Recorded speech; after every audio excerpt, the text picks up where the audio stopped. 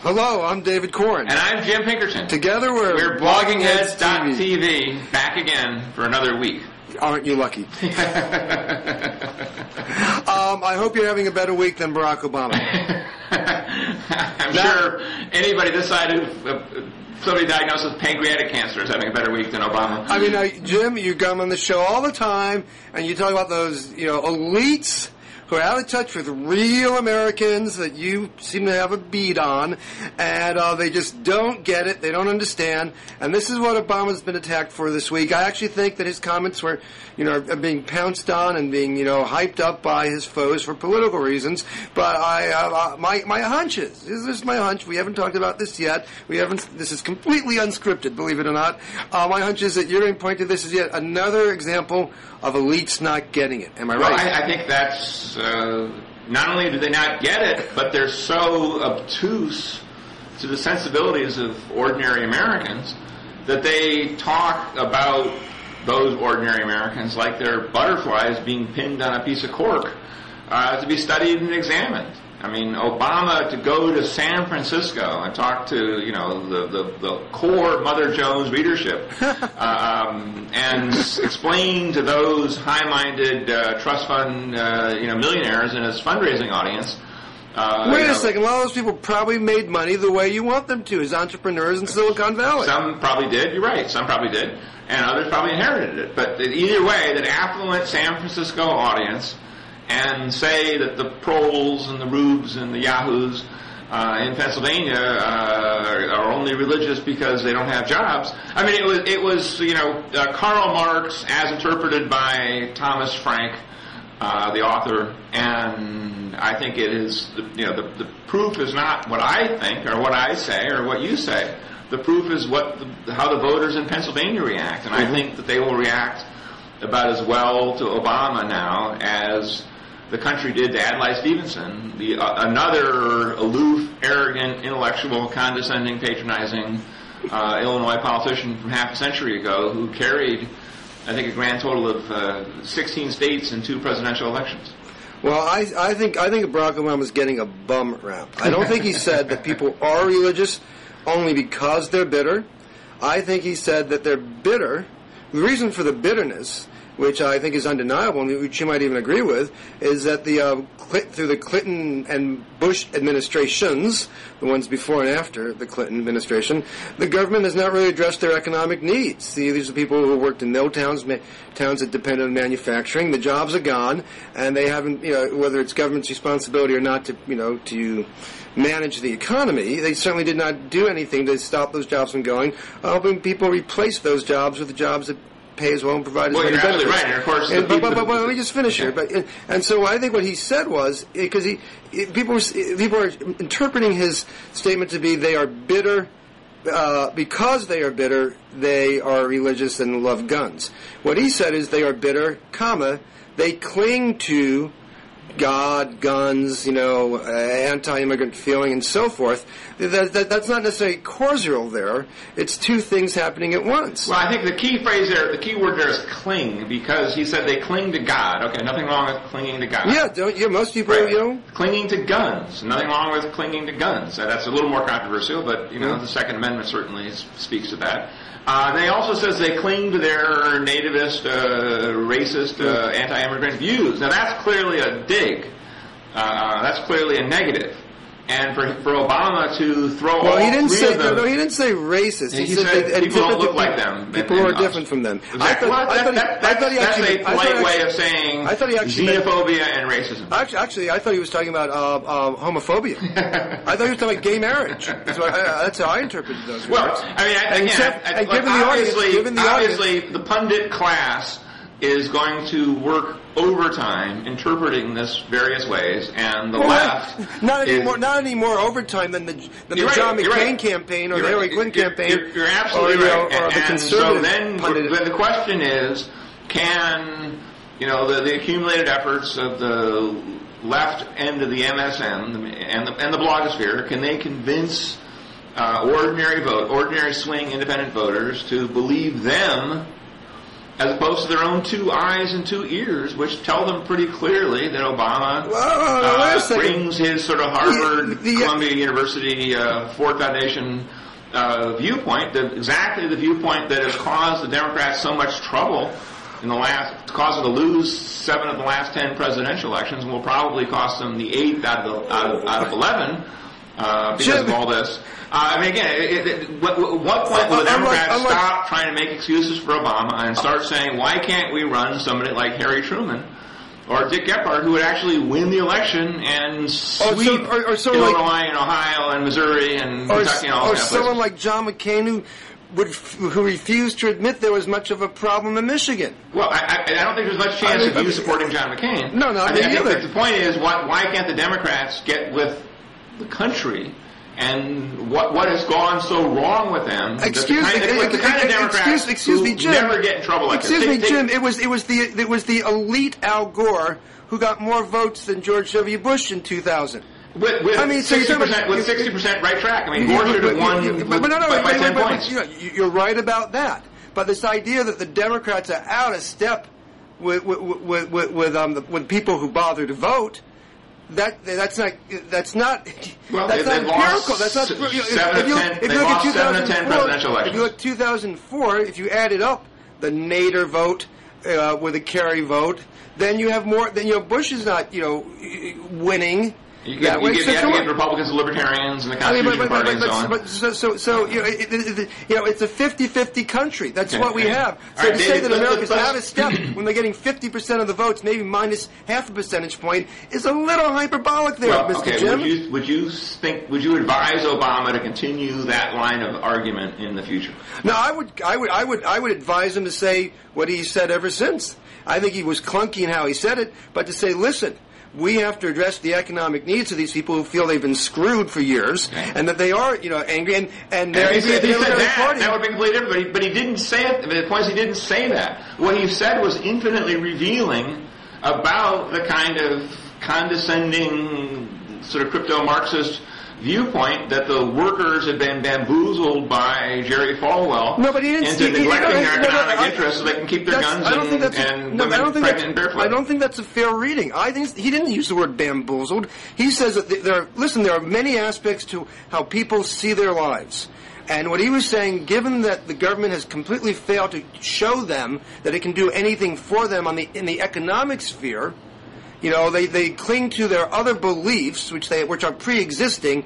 They're not caused by the bitterness. They're pre-existing, or they exist alongside. And then on those issues, they tend to be against the Democratic Party, against liberal Democrats, if they perceive him to be such. Well, I mean, you're doing an excellent job of parsing. I'm sure there's a great future for you in the Obama presidency, but of course it won't be a presidency of the United States. It'll be a presidency of Columbia University or Harvard or San Francisco State, where he'll be the hero. Well, John McCain is a man of the person, right? We're not talking about John McCain. This is irrelevant. I mean, if he runs, it will be the elite Barack Obama, who did community organizing, versus John McCain, who the warrior guy, the warrior guy, but who's very big on jobs going overseas and doesn't seem to give a damn about economic distress at home. Okay, I think what the real lesson now, and the reason why Obama fell 20 points in the Pennsylvania polling in the last week, is because all this stuff is catching up with him. I will add another thing, which is not going to go away. There's one other poll shows him within 4 or 5 points. The ARG polls showed him down. Next time you and I meet under these circumstances, we shall know. Okay, that's right. We shall. But I'll just add one point. I thought was very shrewd. There's a blog which sort of covers cable news, which obviously, because I'm with Fox, I'm sort of interested in, called the Cable Game. That author, that blogger, made the point that Reverend Jeremiah Wright, is not going to shut up. He's going to keep talking. Because subconsciously, Reverend Wright, A, enjoys hearing himself talk, and B, if Obama were to win, it would undercut the Reverend Wright worldview. Well, by contrast, if Obama loses, then Reverend Wright can say, see, fellow African Americans, I told you, white people are terrible, they hate us, it's hopeless. Just sink into cynicism and vituperation. So I think the point is, not only is Obama hostage to his own limousine liberalism of the worst sort of John Lindsay kind, but he's also hostage to Jeremiah Wright, who I guarantee is not going to shut up. I guarantee that the moment that you, David, and all your friends at Mother Jones say, "Phew, finally got past that," Reverend Wright will pop up again and attack Fox News like he did on Saturday. I'll bet you money that doesn't happen. He's a reverend who's been preaching for, 30, 40, 50 years, whatever it is. I don't defend what he said, but they've come up with, a handful of quotes. No, he did it, as I'm saying, he did it again on Saturday. Yes, he at a funeral service in Chicago, he said, "How dare Fox News wouldn't know the truth if it fell on them." That's a paraphrase. Excuse me. No, wait a second, Mr. Fox News over there. I'm just saying that if Obama's That's goal a majority is to get elected, as opposed to prove points about how terrible. If you're saying that Reverend Wright attacking Fox News is somehow going to hurt Barack Obama, then perhaps you're living a little bit too much in a bubble. I think absolutely. I think that the point is, if you think that if you think if you agree that Obama is probably best keeping his own anthropological, sociological views to himself, I think you would also agree that the Obama campaign is better off with Reverend Wright sinking into obscurity. My point is, he won't sink into obscurity because he enjoys getting his name in the paper. He enjoys being on TV, attacking Republicans, attacking conservatives, attacking Sean Hannity and Bill O'Reilly, who I realize you probably don't like much either. Although you've been on their shows, so they're not all bad. The point is, paid to go on their shows. Okay, fine, but Reverend Wright is going to keep it up.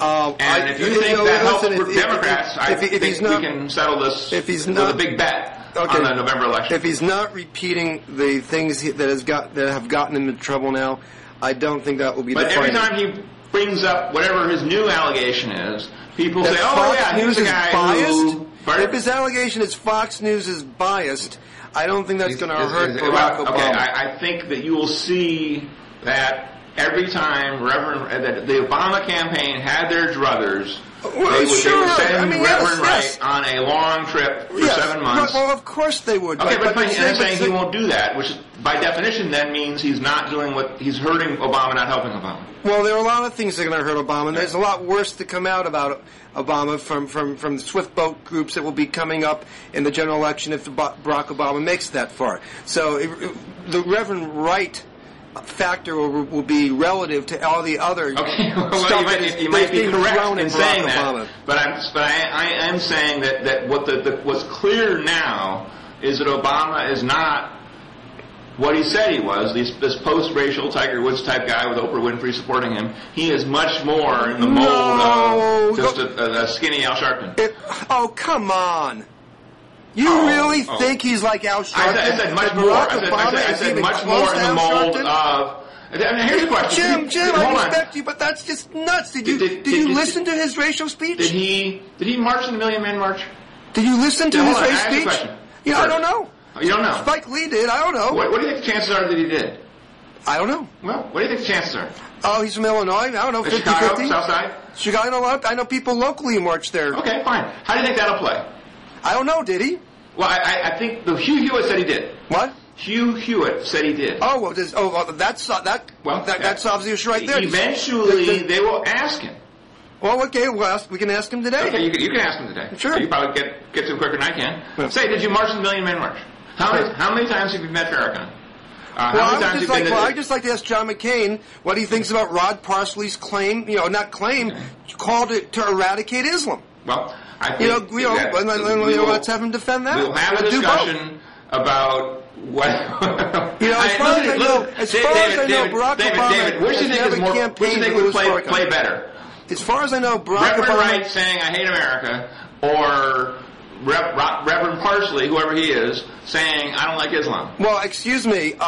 Right now, John McCain has campaigned with Rod Parsley, and he's not denouncing, he's not separating, he hasn't denounced what he said the way Barack Obama has. So if you're going to ask Barack Obama whether he's ever done anything with Louis Farrakhan, then just let's ask John McCain. Okay, let's ask him. I mean, I'm just saying, I think you'll get a lesson. We'll have another object. We always aim to serve our viewers here on Blogging SUV any way we can. And we're going to get an object lesson. Which is more popular among Americans? Bashing America or bashing Islam? I think we'll find out quick enough. Well, yes, since you want to put a cop in front of every mosque, I know your answer to that question. Hold on, I want to put a cop in front of every mosque. You said that on this show. For security. Not for harassment, for security. Well, some people would consider that harassment. Well, I would call it in a world you don't want to put a cop in front of every church now, do you? Iran and Pakistan are hurtling towards whatever unknown nuclear fate they're reaching for.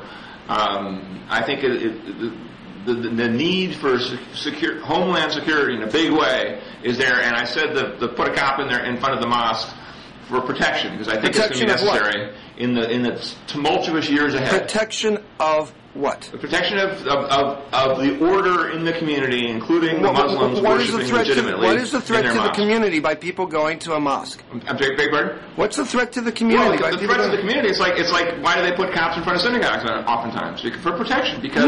No, they put cops in front of synagogues when there's a threat to the people going to the church. Right. I'm saying there's lots of threats. There's threats. Look, the cops. And that's usually because the synagogues request the cops are there protection to protect people on all the way around, including to keep people from yielding to their own horrible instincts. That is just the worst analogy. Anyway, we're spinning off our carefully prepared script for the show. You just have to resign yourself to the fact that you're wrong on that. Okay, let's move on. It's tax week. Okay, I know. Nothing makes you feel happier about the federal government than having to write that check. Did you owe money this year? I did. I do that. Well, that's only good news, as my accountant tells me, because it means you made more than you anticipated. Right. But you said you had a few. Do you have anything new to say about taxes? I think it's worth reflecting. Today, Grover Norquist had a press conference this morning. Oh my God! I am shocked to hear that Grover Norquist had a press conference about taxes. Let me guess. Too much taxes. Government's too big, and government's too big. The Fed's too much. Okay. Now, there you go. It did. Look, as you know, I am sympathetic to certain Hamiltonian exercises in terms of energy independence and infrastructure. And didn't he want to become Emperor of Mexico?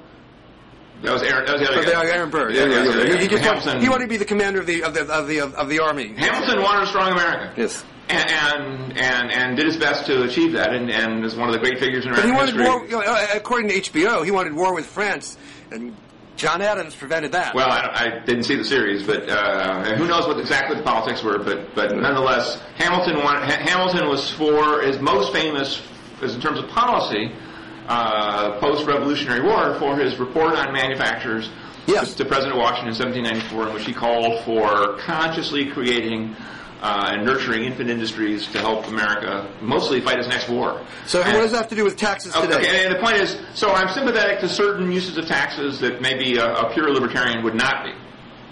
Okay, but I think the challenge is, and the question is when Grover says that Obama wants, or Hillary want to raise taxes, I think it is worth all Americans, I think they will, whether I want them to or not, to say, well, gee, what will the government do with that extra money? The challenge to anybody who's... What about covering the deficit we have? Okay, the deficit we have is small. It's a couple $100 billion and a national debt. So how much do you owe on your mortgage? A lot. Most people owe more on their mortgage than they make an income by a washout. Well, we see there's a problem with that these days, but you can always sell your house. I don't know who can sell the United States to pay back the Chinese. The country is pretty secure. In any case, the point I'm getting at is that the challenge to anybody, whether it's a Republican Hamiltonian like me, or a Democrat, or a liberal, or progressive, or anything else, is to prove to the American people that the government, especially the federal government, is a capable and effective steward of their money. I agree. Okay. I agree, but I think there's a flip side to that. If you're John McCain or any Republican and you come out there and you say, I'm going to cut taxes, and don't tell us what services you're going to cut, then that is, irresponsible as well. Actually, to McCain's credit, he called out, he made notice for means testing the prescription drug program. How do you feel about that? Well, I'm kind of on the fence, but that's something I would certainly consider. Okay, well, I think you have to consider that for Social Security down the road. Is giving straight talk on the unsustainable nature of entitlement spending. Well, that's on entitlements, but in terms of cutting the income taxes and things like that, which are separate than entitlements.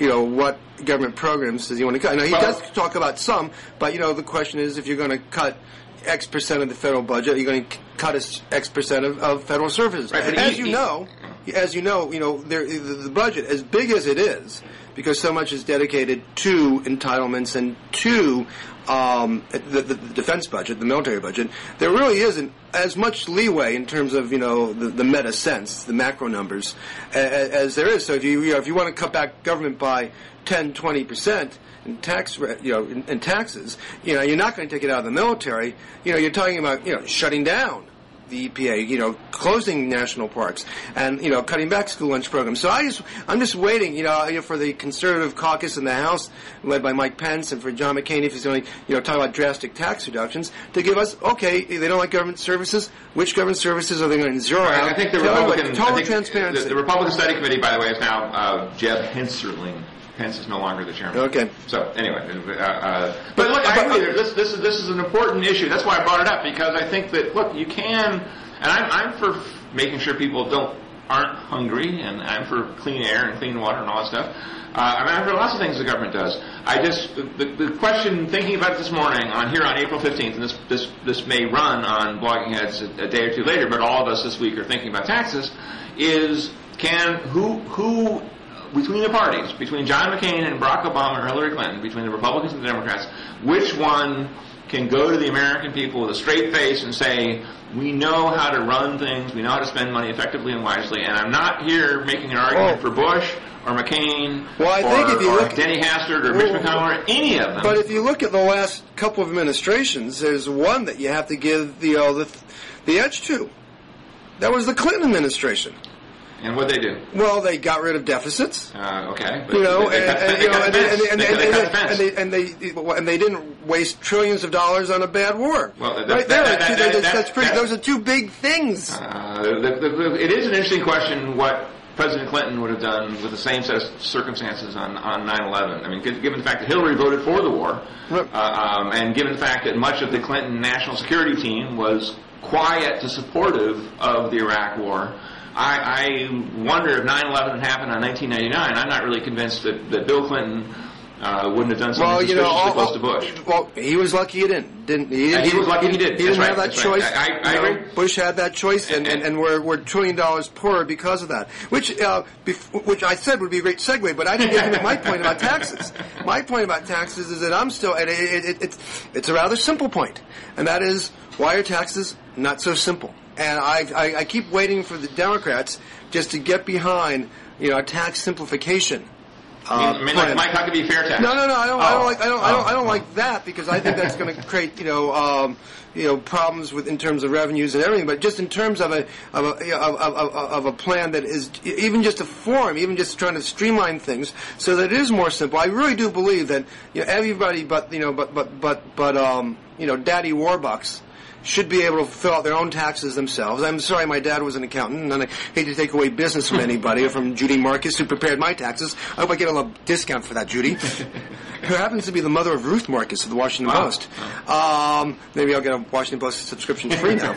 But I really think it should be simple. It should be a simple matter to pay your government what you owe for what your government gives to you. I agree with you. There's not much point in keeping. I'm just waiting for the bipartisan coalition that comes along. But but on to Iraq post Petraeus. Right.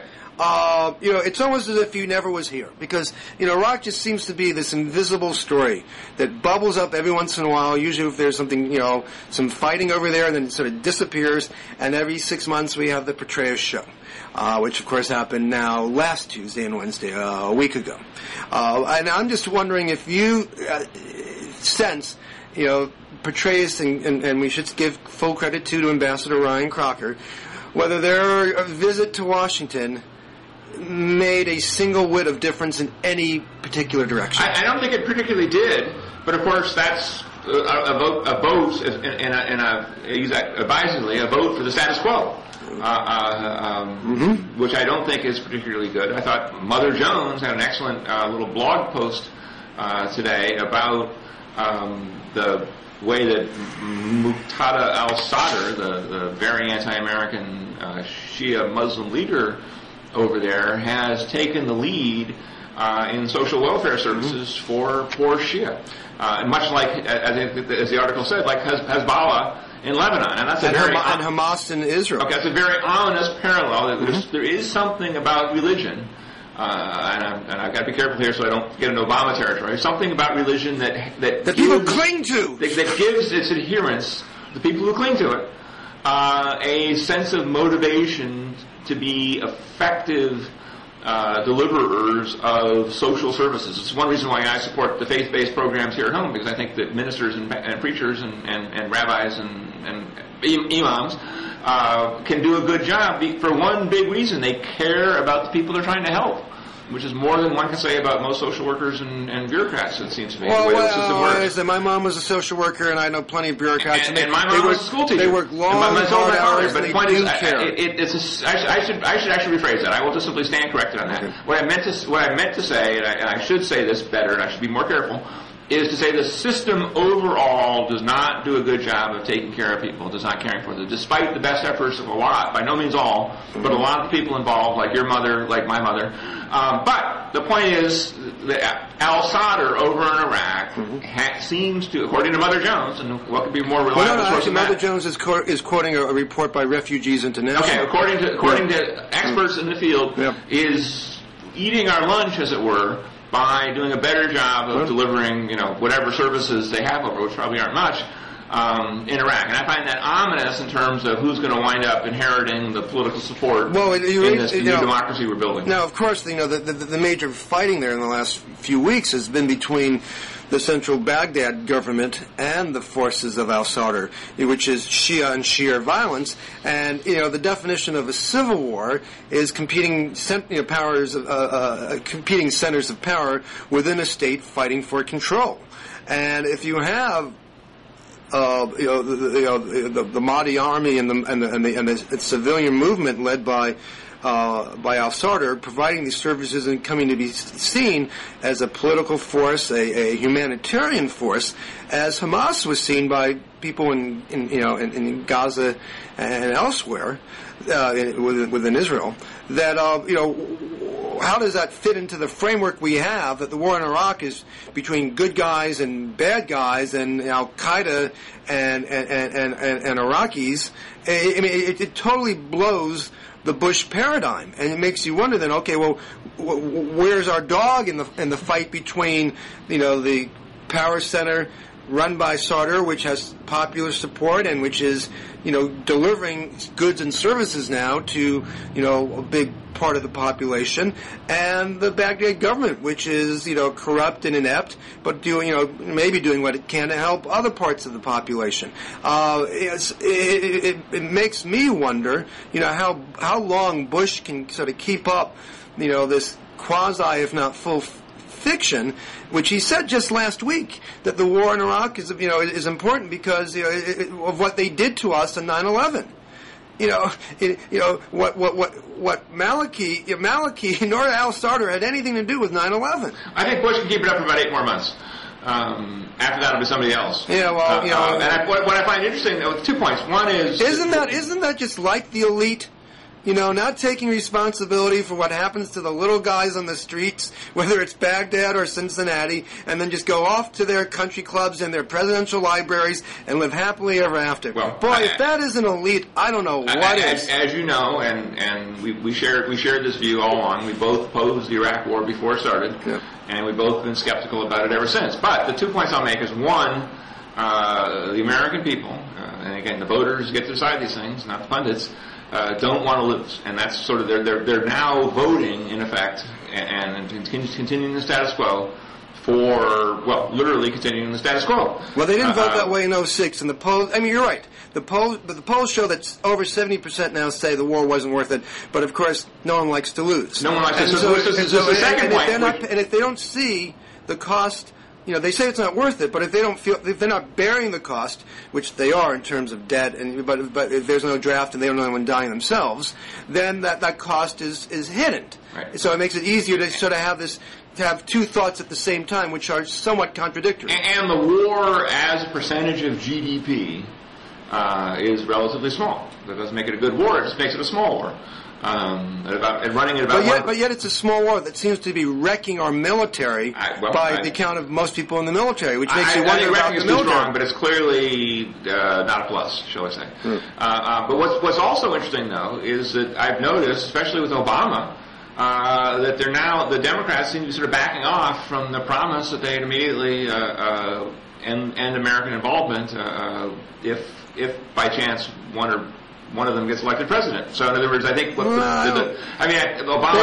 They've all talked about a 12 to 16 month disengagement process. Right, but they've also just said we're going to do something to maintain security there. And that's a pretty all-purpose code word for something. By the way, I think they can solve this if they could pull together some sort of regional conference and some sort of quasi-partition that had al-Sadr taking responsibility for one part of the country and maybe Maliki taking for another part of the Shia country.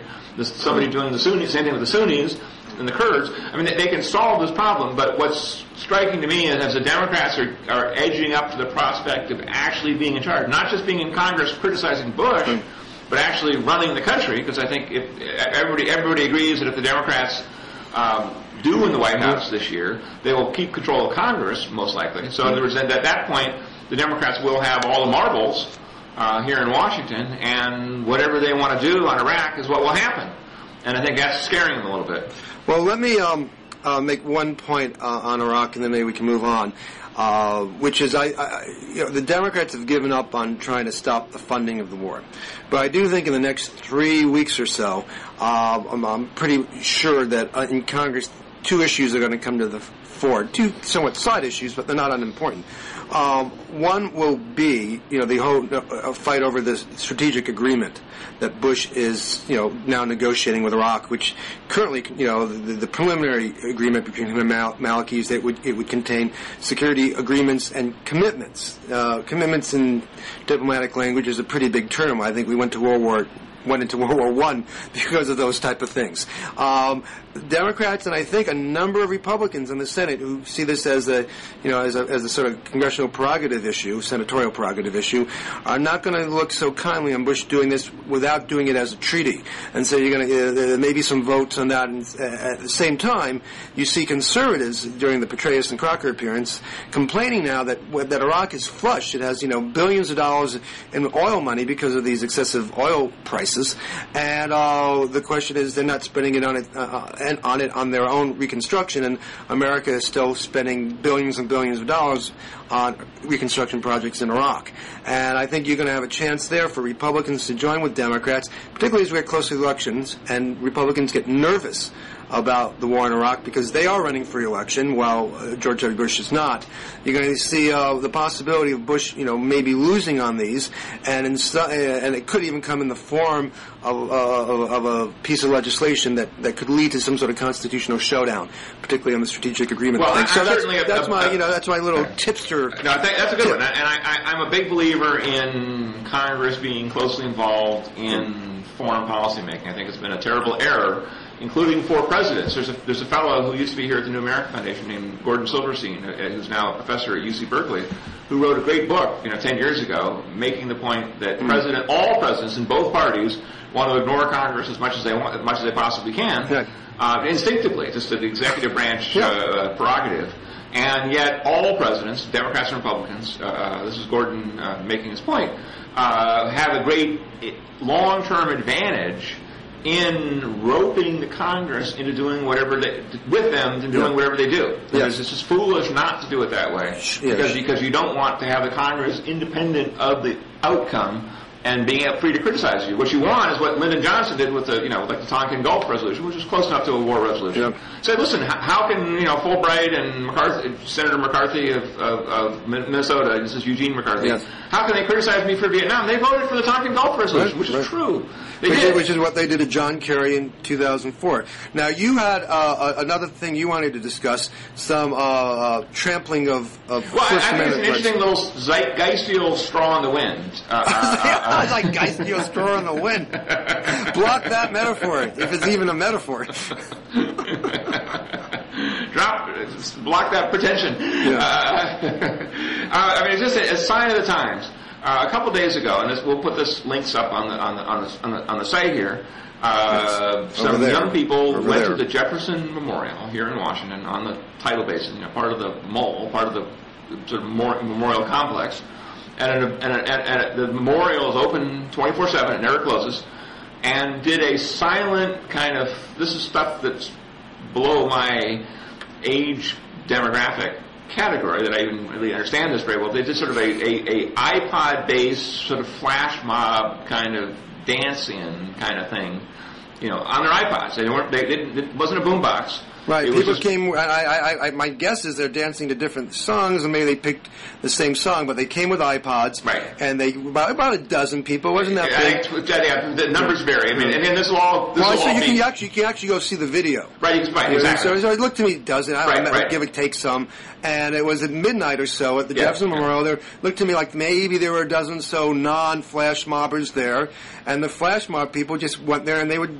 Doing their little moves, their little shuffle, and first the security guard, then police asked them to leave, and they, said, "Why? We're just celebrating Thomas Jefferson. It's his birthday."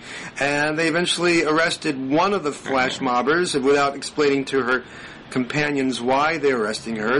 Apparently she asked, "Why you're arresting me?" and that was enough for the cops to arrest her. And it's all up there in video, and some bloggers are making. I'm not saying making. Are reporting enthusiastically and fully upon this event. One can make a couple points. One is, this. First of all, everybody should relax. This will be the most litigated, photographed, recorded wrongful arrest lawsuit in the history of the U.S. This will be so. Every libertarian is a constitutional lawyer in his or her spare time, and they'll be all over this. And the ACLU and the Cato Institute. This case will not lack for. Yes, you, dear viewer, will be able to dance silently at presidential memorials anytime you want. Well, no, maybe not. Maybe I didn't say that. I said the case will be fleshed out. What I am saying though is I think this is here's where the zeitgeist thing comes in is. Again, for better or for worse, and we can certainly say for worse, we live in a terror-ridden world now, and the cops, I should have said this for better or worse on this part, the cops are a lot tougher than they used to be. There's a lot more discipline, if you will, and a lot more instinct. And I think this is one of the things that got Eliot Spitzer in so much trouble compared to Bill Clinton. 10 years ago, with peacetime, nobody really cared what Clinton did. This now, in wartime, the personal behavior that violates or deviates from some norm is much more suspect. It's held to a higher standard. I think a stain on the dress of a prostitute probably would have been not survivable even in the wild 90s. Okay, listen, I saw the footage. The cops were wrong, excessive. It was and it was really, I think, from what I saw, it looked like there was one security guard and 2 police officers involved. So I am loath to make grand extrapolations of the zeitgeist on the basis of the actions of a very limited number of people. And while the bloggers are free to make a big deal out of this, and the freedom and the rights of any individual are important to all, I still wish that that any day what goes on in Iraq would get as much attention and much passion but as we this talked about does. Iraq already. I guess my point is I'm going to stick to this because I think it's something that our dear viewers out there in Blogging Heads Land will see more of. Is that in fact there won't be the kind of blow up at this that people will say, well, those kids shouldn't have been there. They should have behaved themselves better. They should have done what the cops told them to. The world, America, the culture is moving in a direction of don't don't tell authority to go take a flying, you know what. It just doesn't work that way anymore post 9/11. And I think that's what's going to emerge out of this is just a sense that, look, if you have to choose between the police and the cops and the security guards and the army and the military and their detractors, the bulk of Americans are going to choose the former, not the latter. That's kind of my point, which I'm getting at here. Well, I don't disagree with that. I mean, one of the bloggers who wrote about this, and forgive me for not remembering who, because I read several pieces very quickly, said that, even though he is a libertarian, he still, errs on the side of paying deference to cops because, they have a tough job. And I think they do. And I think, particularly cops in Washington and in other high-value cities, or where there are a lot of targets and targets are high, probably have more stress than ever in their jobs. And I think, to some degree, people are more respectful of that than pre 9/11. I think that cuts across the ideological line. David, what do we do when we agree too much? I guess. Well, I guess we can just burn the tape. We simply say. Well,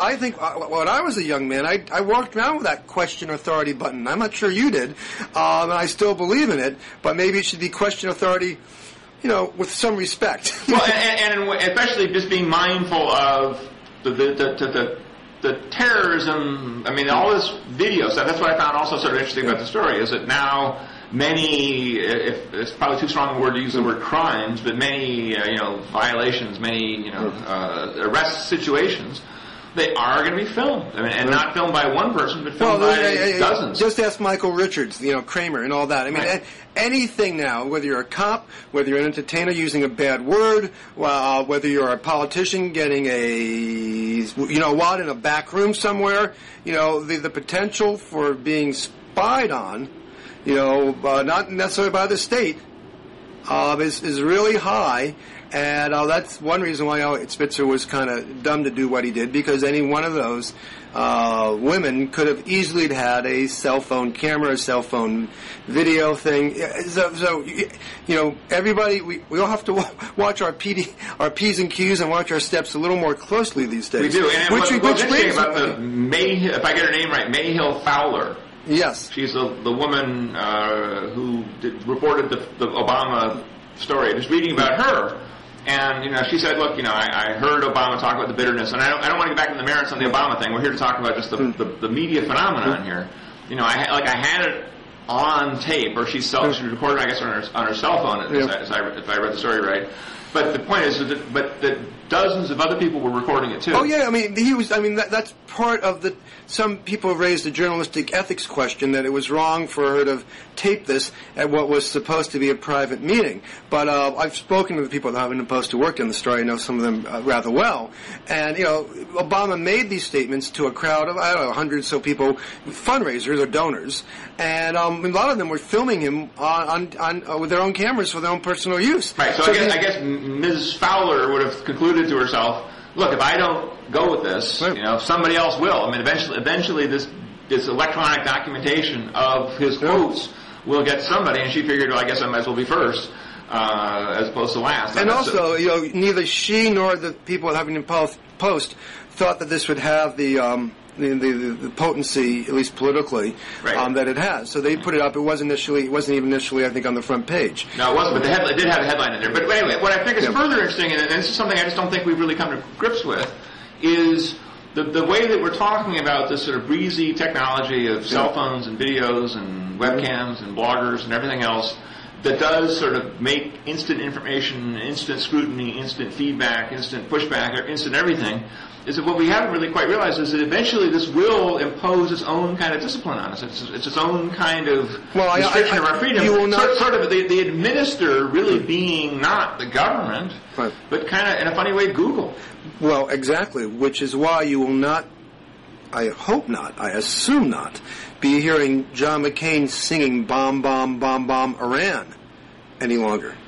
Right, because if he did it once, and he learned his lesson. If he did, the whole universe, the whole network knows about it now. Yes. And I think that's just what is sort of interesting, is that the whole idea of freedom is to sort of be your own person and, be a Thoreau in the woods and stuff, And at least one vision of that is to, literally nobody else is there to tell you what to do. Yeah. And now that is gone, even if you physically are far away from other people, just sort of electronically, Elliot Spitzer and Ashley Dupree are always going to be like this next to each other on Google searches, and therefore will be easily find. Both of them will be easy to find forever. You can't run from the internet. I'm sorry? You can't run from the internet.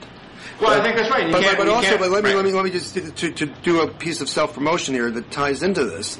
The past week, Mother Jones here in our D.C. Bureau broke a story that I worked a lot on that I thought was a lot of fun about a private security firm that was manned or operated by former Secret Service agents, and how they were able to penetrate and spy on environmental groups. And also, they did a lot of corporate espionage. They seem to have spied on the Mars Candy Company for Nestle's, on waste management for BFI, and I went through boxes and boxes of their internal records that are sitting in a warehouse that we got access to, and folders that had the word wiretaps on them with nothing in it. There was some shredding before the company shut down, and it sort of raises something of an issue here that sometimes the threats to privacy come not necessarily from government, but from private power. Right. I mean, and all these technological advances that you and I are discussing here,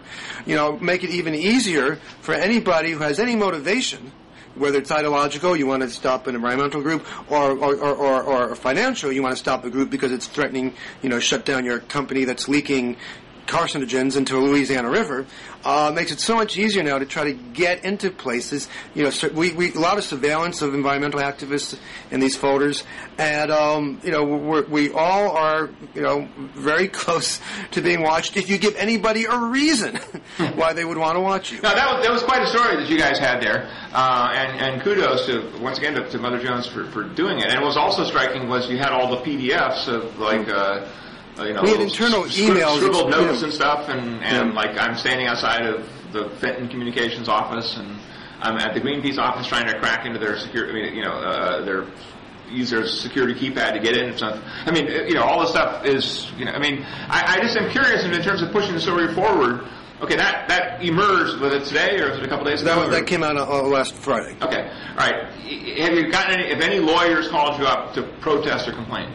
No, we had some veiled threats beforehand that the information we had obtained, the internal documents was proprietary information, and it had been obtained criminally from the company, and that if we were to use it, we'd be using ill-gotten gains, and it's sort of we had to, and if we were to defame people, they'd have to take action to preserve their good names and reputations. And how do you handle that? That's fun. How do you handle that? We had a lawyer go through everything, but the lawyer told us that if the material was given to us by basically the chief investor of the company, who at the end of the day felt he had been screwed financially by the Secret Service guys who did the operations. Yeah, a guy named John Dodd, and so we were told that that if you actually paid for the information and it contained something resembling trade secrets, you might have some criminal liability. But if someone just gave you access to it, that's not the case. And and the argument that we might be defaming somebody, that's just boilerplate language that lawyers use all the time. I was not really worried about this because we literally have thousands of pages of documents, detailing internal billing records and such, and client lists and emails, which people said they did these black ops against green groups and corporate targets. And so, I've never really felt more solid about a story. And since it's come out, we've heard not a whimper from anybody who was named or written about in the story itself. They would have good reason to fear that we have more than we were able to put in the story, and that if we ever got to trial, the discovery process would be even worse than the disclosures that have come out already. It would be interesting to see if is there something like the National Security Archive is at George Washington University is a private group. It's a nonprofit.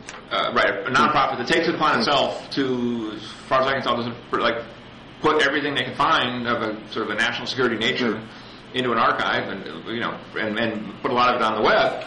that's not classified. It's a great resource, frankly, to have. Yeah, and I'm wondering would you guys plan on doing that with the stuff? Well, we have in our possession just a couple thousand, maybe 1,000, 2,000. I'm not sure that many pages out of. But there's a warehouse now with 80 boxes overflowing with pages. I mean, probably hundreds of thousands, if not millions of pages. And there are other parties that are going and looking at some of this stuff. And we only had time to look at a couple boxes. Maybe we'll look at some more down the road.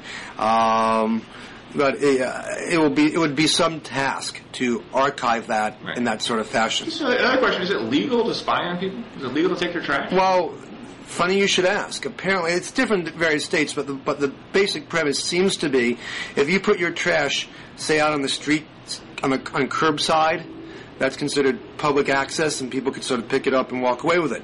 Someone has to walk, onto private property, say, go behind your house, go over a fence, pick a lock, do anything like that, take it from a dumpster that is clearly on your private property.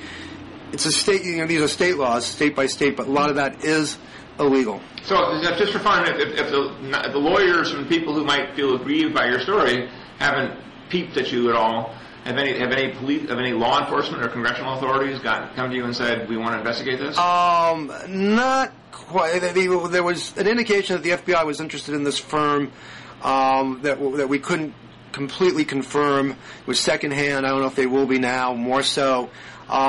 We've shared the story with some people. We talked to some people in Congress about it. I'm not sure they're going to take it up. But there are people who were spied upon who are very interested in going over the records. Partly it's to, get back records that include, Social Security numbers and personal information of their employees.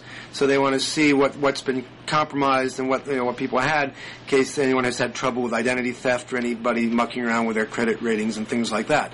So there are people, lawyers for targets, who have come to us, and the company is now defunct. I'm not sure exactly how you go about prosecuting filing a lawsuit against it, but there are plenty of people who are interested in what they have, and we'll be digging through these materials. And again, just to repeat, what's so fascinating about it is not only could you read the article, but there are like 8 or 9 attachments there on the website that you could, if you're sort of ever curious about what sort of reasonably high level corporate spies do and how they operate. You can read it all. It was a good little snapshot into a admittedly sordid world. So anyway, on that note... Well, thank you, Jim. Thank you for the plug. I'm glad I don't have to do it. But as always, it's been entertaining, enlivening, if not edifying, to speak with you. David, I'll see you in Pennsylvania. That's why I see you after Pennsylvania. So long. All right. Bye-bye.